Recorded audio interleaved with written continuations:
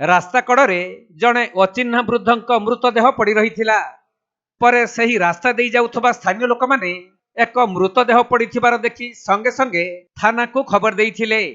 ଖବର ପାଇ ଘଟଣାସ୍ଥଳରେ ପୁଲିସ ପହଞ୍ଚି ଶବକୁ ଜବତ କରି ବ୍ୟବଚ୍ଛେଦ ପାଇଁ ପଠାଇଛି। ଏପରି ଘଟଣା ବାଲେଶ୍ୱର ଜିଲ୍ଲା ଭୋଗରାଇ ବ୍ଲକ କମର୍ଦା ଥାନା ଅନ୍ତର୍ଗତ କମର୍ଦା ବାଲିଆପାଳ ରାସ୍ତାର ନାଚିନ୍ଦା ନିକଟରେ ଘଟିଛି।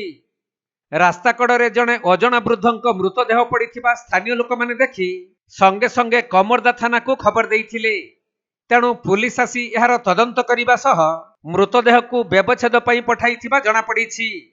ସେପଟେ ହୁଏତ କୌଣସି ଗାଡ଼ି ଧକ୍କାରେ ବୃଦ୍ଧଙ୍କର ମୃତ୍ୟୁ ହୋଇଥିବା ଅନୁମାନ କରାଯାଉଥିବା ବେଳେ ମୃତ ବ୍ୟକ୍ତି ଜଣକ ବଢାପାଳ ଅଞ୍ଚଳର ଶ୍ରୀକାନ୍ତ ଦେ ବୋଲି କୁହାଯାଉଥିଲେ ବି ତାଙ୍କର ସଠିକ୍ ପରିଚୟ ମିଳିପାରି ନାହିଁ।